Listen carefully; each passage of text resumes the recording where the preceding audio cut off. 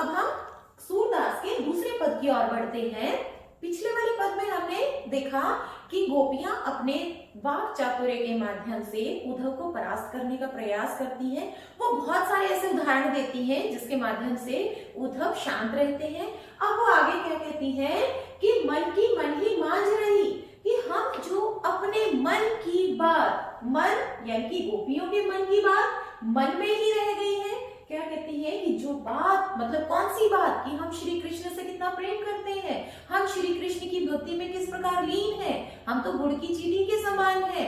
लेकिन कहती है कि जो बात हम श्री कृष्ण से कहना चाहते थे वो हमारे बात मन में रह गई है, कि जो बात हम कहना चाहते थे वो हम कह नहीं पाए। क्यों नहीं कह पाए? क्योंकि श्री कृष्ण आए ही नहीं। कहिए जाई कौन पे उद्धव नाही परत कही। ये गोपियां कहती हैं कि ये उद्धव, वो हमारे मन की बात जो हम श्री कृष्ण को कहना चाहते थे वो तो हमारे मन में रह गई। अब बताओ ये उद्धव, अब बताओ कि वो बात श्री कृष्ण को जाकर कौन कहेगा, कि जो बात हमने अब तक नहीं कही थी वो बात श्री कृष्ण को जाकर कौन कहेगा।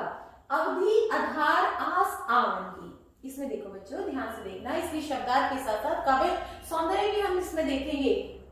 अब गोपियां क्या कहती हैं? अवधि। यहाँ पर अवधि शब्द को आप ध्यान रखो कि ये जो अवधि शब्द है, यदि इसमें ह्रस्व स्वर है तो ये समय के लिए प्रयोग किया जाता है।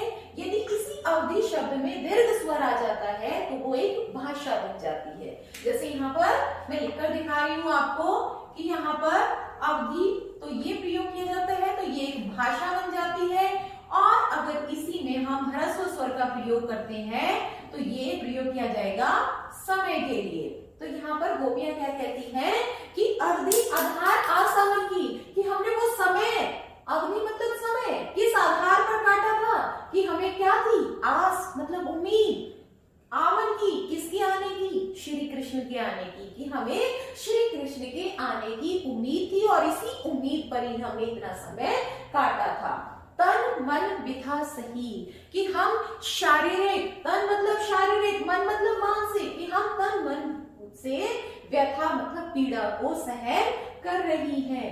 अब इन जोग संदेशनी सुनी सुनी, तो गोपियां क्या कहती हैं कि अब इन योग, जोग मतलब क्या होता है? योग का, जो वियोग का वो संदेश लेकर आए हैं। कौन सा है योग का संदेश? कि निर्गुण ब्रह्म की आराधना करो, कि एक ऐसे ईश्वर की आराधना करो जिसका कोई रूप रंग आकार नहीं होता है।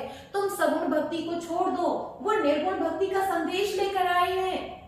क्या कहते हैं कि गोपियां अब ये योग संदेशनी, कि तुम्हारे इस योग के संदेश को सुन सुनकर, सुनी सुनी मतलब सुन सुनकर, विरहिणी, कि हम विरहिणी नारियां, विरह दही, कि विरह रूपी अग्नि में दही, ध्यान देना बच्चों कि ये दही खाने वाला दही नहीं बल्कि दही मतलब दहन, कि हम कि विरह रूपी अग्नि में और अधिक जल रही है। तो क्या गोपियां क्या कहती हैं कि तो हम पहले से ही ऐसी थी, ऊपर से तुम योग का संदेश को सुना सुना कर हमारी विरह रूपी अग्नि को और ज्यादा बढ़ा रहे हो। चाहती हुती गुहार जीत हित उत्तरधार बही, कि गुहार मतलब क्या होता है? निवेदन करना, कि हम जहां से उम्मीद कर रहे थे कि जहां से हमें अच्छी खबर मिलेगी कि श्री कृष्ण आएंगे और हम अपने मन की व्यथा को उनके सामने रखेंगे, लेकिन वहीं से क्या हो रहा है? उतते धार बही, कि वहीं से ही उल्टी धारा बह रही है। चाहती हुती गुहार जितने ही थे, कि जहां से हम गुहार लगाना चाहते थे, जहां से हम निवेदन करना चाहते थे, श्री कृष्ण को अपने मन की बात बताना चाहते थे, लेकिन अब तो श्री कृष्ण ने ही निर्गुण का संदेश वापस भेज दिया है, वहीं से उल्टी धारा बह रही है। सूरदास अब धीर धरेंगी, क्यों मर जाने लगी। अब गोपियां कहती हैं कि हम क्यों धैर्य धारण करें, धीर धरे मतलब क्यों हम धैर्य धारण करें, जब श्री कृष्ण ने ही मर्यादा का पालन नहीं किया, श्री कृष्ण ही जब हमें निर्गुण का संदेश भेज रहे हैं तो हम मर्यादित में क्यों रहे, हम मर्यादा का पालन क्यों करें। तो बच्चों इसमें देखना कि जब हमारी जो परीक्षा में आएगी कि हमें एक गद्यांश दे दिया जाएगा और उस पर आधारित प्रश्नोत्तर दे दिए जाएंगे, और दूसरा क्या है कि हमें काव्यांश की पंक्तियां दे दी जाएंगी और उस काव्यांश की पंक्तियों के आधार पर हमें उसका भाव सौंदर्य और काव्य सौंदर्य बताना है। अगर भाव सौंदर्य परीक्षा में आता है तो भाव जो मैंने यहाँ पर आपको व्याख्या बताई पे सौंदर्य पूछा जाए तो इसमें क्या होगा, भाषा कौन सी है, पिछले पद में मैंने बताई थी ब्रज भाषा का प्रयोग किया गया है, कि शुद्ध ब्रज भाषा का प्रयोग किया गया है। तत्सम तद्भव प्रधान शब्दावली है। और देखो बच्चों इसमें अलंकार कौन सा होगा, पीछे भी मैंने बताया था सबसे आसान अलंकार कौन सा है, अनुप्रास अलंकार। उसको देखने का क्या आसान तरीका है कि हमें वर्ण साम्य दिखाते हैं, कि हमें वर्णों की समानता। अब इसमें अवधि, आधार, आस, आवन, इन पंक्तियों में कौन सा वर्ण समान है, कौन सा वर्ण एक बार बार प्रयोग हुआ है, अवर्ण, की अवधि, आधार, आस, आवन। तो यहाँ पर अनुप्रास अलंकार है। अब क्या आ जाएगा, सुनी सुनी जो शब्द आप देख रहे हो, देखो बच्चों कि जिसमें एक ही शब्द बिना अर्थ परिवर्तित हुए यदि दोबारा से प्रयोग किया जाता है तो उसमें होता है पुनरुक्ति प्रकाश अलंकार। तो यहाँ पर क्या हो गया, हमारा अनुप्रास अलंकार हो गया। सुनी सुनी में पुनरुक्ति प्रकाश अलंकार हो गया। विरहिणी विरह में अनुप्रास अलंकार, और धीर धरही में अनुप्रास अलंकार हो गया। और यहाँ पर जब गोपियां विरह रूपी अग्नि में जल रही है तो यहाँ पर रस हो जाएगा वियोग रस में, वियोग रस का प्रयोग किया गया है। और अब योग के संदेश को गोपियां नहीं सुनना चाहती तो हम और क्या लिख सकते हैं इसमें, कि निर्गुण का खंडन और सगुण का मंडन किया गया है, कि गोपियां निर्गुण ब्रह्म के संदेश को सुनना ही नहीं चाहती। समझ आया बच्चों। अब हम बढ़ते हैं तीसरे पद की ओर। सूरदास के 2 पद हम कर चुके हैं, अब आता है हमारा तीसरे वाला पद। ध्यान देना बच्चों कि हमारे हरी हारे की लकड़ी, कि अब गोपियां क्या कहती हैं कि इस पद्यांश में बताती हैं कि गोपियां कि हम श्री कृष्ण से कितना प्रेम करते हैं, कि हमारे तो श्री कृष्ण से प्रेम करने की कोई सीमा ही नहीं है। तो क्या कहती हैं कि हमारे हरी हारिल की लकड़ी, कि हमारे हरी मतलब श्री कृष्ण, हारिल एक पक्षी होता है जिसके पैरों में हमेशा लकड़ी रहती है, कि वो हमेशा अपने पैरों में लकड़ी दबाए रखता है, कि लकड़ी, कि हमारे लिए तो श्री कृष्ण हारिल पक्षी की लकड़ी के जैसे हैं, कि जैसे हारिल पक्षी सदैव अपने हाथों पैरों में लकड़ी दबाए रहता है, वैसे ही हम अपने मन में हमेशा श्री कृष्ण को बसाए रहते हैं, और हमारे लिए हरि श्री कृष्ण हारिल पक्षी की लकड़ी के जैसे हैं। अब आगे और क्या उदाहरण देती हैं, अपनी प्रेम की पराकाष्ठा को किस प्रकार से दर्शाती है गोपियां, कि मन, क्रम, वचन, नंद, नंदन।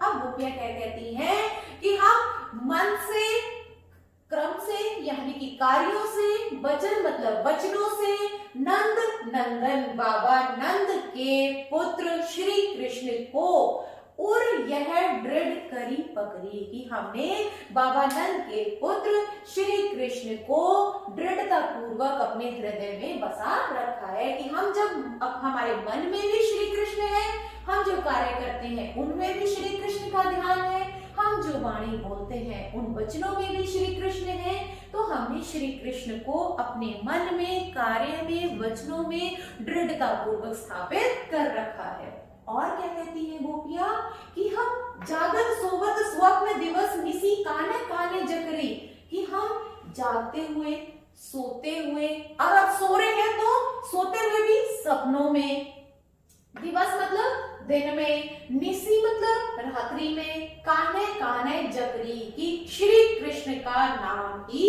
जपती रहती है। यहाँ पर उनके प्रेम की पराकाष्ठा देखो, जागते हुए तो वो श्री कृष्ण का ध्यान करती है, लेकिन जब सोती है तो सोते समय स्वप्न में भी श्री कृष्ण का ही ध्यान रहती है। कि गोपियां कहती हैं कि जागते हुए, सोते हुए, स्वप्न में, दिन में, रात में हम तो श्री कृष्ण का ही नाम जपती रहती है। अब गोपियां क्या कहती हैं, सुनत जोग लागत है ऐसो जो करे ककरी, कि अब जो योग का संदेश, कौन सा, जो निर्गुण ब्रह्म का संदेश उद्धव लेकर आए हैं, उसको कहती है कि हे उद्धव सुनो, कि तुम्हारा योग का संदेश ऐसा लगता है, कि तुम्हारा योग का संदेश सुनने के बाद हमें ऐसा लगता है जैसे कोई कड़वी ककड़ी हो, कि वो योग के संदेश को, निर्गुण ब्रह्म के संदेश को वो क्या कहती है, किसके जैसा बताती है, कड़वी ककड़ी के जैसी। अब आगे गोपियां क्या कहती हैं कि सूतो व्याधि हमको ले आए, देखी सुनी न करी, कि ये ऐसी कौन सी बीमारी तुम हमारे लिए ले आए, व्याधि, व्याधि मतलब रोग, पीड़ा, बीमारी, कि सूतो व्याधि हमको ले आए, हमारे लिए ले आए हो, जिसके बारे में ना तो हमने कभी देखा है, ना कभी सुना है, ना कभी भोग किया। अर्थात ऐसी बीमारी हमें कभी लगी ही नहीं कि जो बीमारी योग के संदेश की लेकर आए हो, वो बीमारी हमने कभी देखी नहीं, सुनी ही नहीं, और ना ही कभी वो हमें बीमारी लगी है। आगे गोपियां क्या कहती हैं, यह तो सूर तिन्ही ने सूपो, कि कवि सूरदास जी कहते हैं गोपियों के माध्यम से कि ये जो बीमारी है, कौन सी बीमारी, योग के संदेश की, उन्हीं को ले जाकर सौंप दो जिनके मन चक्री की, जिनका मन विचलित रहता है, जिनका मन चक्कर काटता रहता है। अब वो किन्हें कह रही है गोपियां, किनको देने के लिए संदेश कह रही हैं, वो श्री कृष्ण को कह रही हैं, कि वो गोपियां ये कह रही है कि ये जो योग का संदेश है तुम ले जाकर श्री कृष्ण को ही सौंप दो, हमें ये योग का संदेश नहीं सुनना है, क्योंकि ये बीमारी है, इस बीमारी को हमने कभी देखा सुना नहीं है। तो अब इसमें काव्य सौंदर्य में क्या देखोगे, बहुत सारी चीजें तो आपको वैसे ही पता लगी होंगी। अब यहाँ पर बताओ बच्चों कि अनुप्रास अलंकार कहाँ है, कि यहाँ पर हमारे हरि हारे कौन से वर्ण की आवृत्ति है, यहाँ पर ह वर्ण की, तो ह वर्ण की आवृत्ति के कारण अनुप्रास अलंकार हो गया। नंद नंदन फिर से पुनरावृत्ति है। अब एक और चीज देखो, हमने जो पीछे की थी काने काने, क्या है, शब्द की पुनरावृत्ति हो रही है बिना अर्थ बदले, तो क्या होगा, यहाँ पर पुनरुक्ति प्रकाश अलंकार है। तो वो भाषा कौन सी होगी, यहाँ पर शुद्ध परिनिष्ठित ब्रज भाषा का प्रयोग किया गया है, तत्सम प्रधान शब्दावली है, और रस कौन सा हो गया, वियोग रस, क्योंकि गोपियां श्री कृष्ण के वियोग में विरह रूपी अग्नि में जल रही है, तो यहाँ पर वियोग रस हो गया, क्योंकि वो जागते हुए सोते हुए स्वप्न दिवस में काने काने को जपती रहती है, तो वियोग रस का प्रयोग किया गया। अब हम बढ़ते हैं चौथे और अंतिम पद की ओर। तो सूरदास का पद, अंतिम पद क्या है, अब गोपियां क्या कहती हैं, हरि है राजनीति पढ़ी आए। तो यहाँ पर क्या है, राजनीति, राजनीति शास्त्र एक विषय होता है, लेकिन यहाँ पर उस संदर्भ के विषय में, उस समय के संदर्भ में यहाँ पर बुद्धिमता बातों को लिया गया है कि राजनीति की, राजनीतिक कार्य किस प्रकार से किए जाते हैं, कि एक राजा में कौन कौन से गुण होने चाहिए। इस संदर्भ में कहती हैं कि श्री कृष्ण ने राजनीति को पढ़ लिया है, अर्थात वो तो और अधिक बुद्धिमान हो गए हैं। समुझी बात कहत मधुकर समाचार सब पाए, कि समुझी बात कहत, कि सारी बातें, मधुकर कौन है, उद्धव जो योग का संदेश लेकर आया है, निर्गुण ब्रह्म का संदेश लेकर आया है, उसके माध्यम से सारी बातों को समझाकर हमें कहने के लिए बोला है, कि सभी बातें, सभी समाचार वो हम तक पहुंचा दिए, ये कहने के लिए कि तुमने मधुकर को कहा है, कि पहले तो तुमने मधुकर को सारी बातें समझाई और फिर उसके बाद वो बातें हमें कहने के लिए यहाँ पर भेजा है। अब गोपियां क्या कहती है श्री कृष्ण के विषय में, कि एक अति चतुर हुते पहले ही, कि एक तो अति मतलब ज्यादा, चतुर मतलब बुद्धिमान, पहले ही, कि हुते मतलब थे, कि श्री कृष्ण जो है एक तो पहले से ही बहुत ज्यादा बुद्धिमान थे, और अब गुरु ग्रंथ पढ़ाए। गुरु यहाँ पर क्या है, अनेकार्थी शब्द है, गुरु शिक्षक के लिए भी प्रयोग किया जाता है, लेकिन यहाँ पर गुरु बड़े के संदर्भ में लिया है, कि बड़े बड़े ग्रंथों को उन्होंने पढ़ लिया है, कि एक तो वो पहले से ही बहुत ज्यादा बुद्धिमान थे, और अब वहां जाकर उन्होंने बड़े बड़े ग्रंथों को पढ़ लिया है, अर्थात और ज्यादा पढ़ने के बाद उनकी बुद्धि और अधिक बढ़ गई है। अब क्या कहते हैं कि बड़ी बुद्धि, कितने बड़े बड़े ग्रंथ जो उन्होंने पढ़े हैं, इतने बड़े बड़े ग्रंथों को पढ़ने के बाद उन्हें और ज्यादा ज्ञान हो गया है, बड़ी बुद्धि मतलब और अधिक बुद्धिमान हो गए हैं, जानी जो उनकी योग संदेश पठाएगी। ऐसा लगता है कि उनकी बुद्धि बड़े बड़े ग्रंथ पढ़ने के बाद बढ़ गई है, जो योग का संदेश पढ़ाने के लिए तुम्हें हमारे पास भेजा है।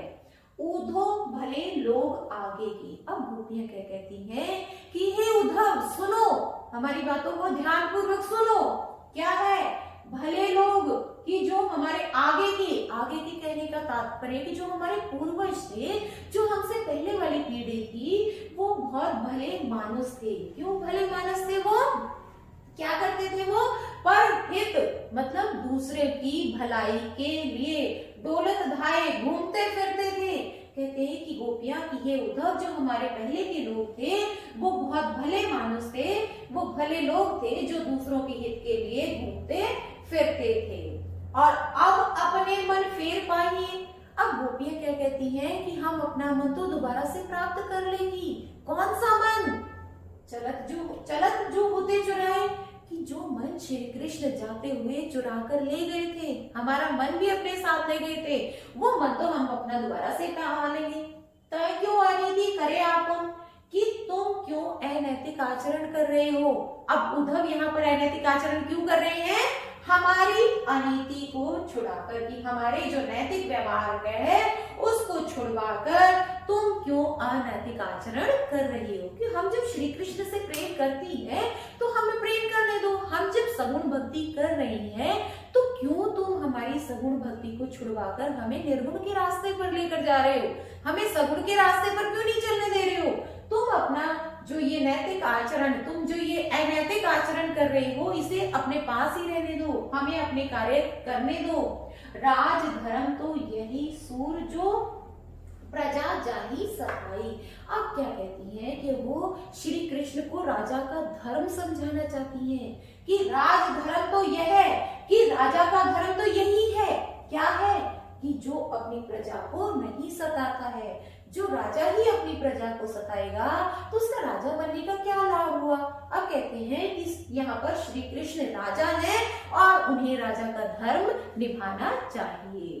तो यहाँ पर हमने इस व्याख्या को समझा कि भाव सौंदर्य अगर आता है परीक्षा में तो उसे हम मीनिंग लिखेंगे, और काव्य सौंदर्य आता है तो उसमें हम क्या लिखेंगे? भाषा कौन सी हुई, पिछले पदों में कौन सी भाषा का प्रयोग बताया मैंने आपको कि शुद्ध परिनिष्ठित ब्रज भाषा का प्रयोग किया गया है। और रस कौन सा हो गया यहाँ पर? वियोग रस। क्यों है? क्योंकि गोपियां श्री कृष्ण से अलग हैं, तो यहाँ पर हो गया वियोग रस। और अलंकार अलग अलग स्थानों पर मैंने आपको समझाए हैं। अनुप्रास अलंकार आप बहुत अच्छे तरीके से जान लोगे कि जहां पर वर्ण की आवृत्ति है अनुप्रास अलंकार, कि जहां पर एक ही शब्द बिना अर्थ बदले परिवर्तित हो रहा है तो पुनरुक्ति प्रकाश अलंकार, जैसे हमने काने काने शब्द प्रयोग किया था वहां पर पुनरुक्ति प्रकाश अलंकार था। और इसमें आएगा वियोग रस हो गया, भाषा हो गया, और वही एक बात कि जो निर्गुण का खंडन और सगुण का मंडन किया गया है।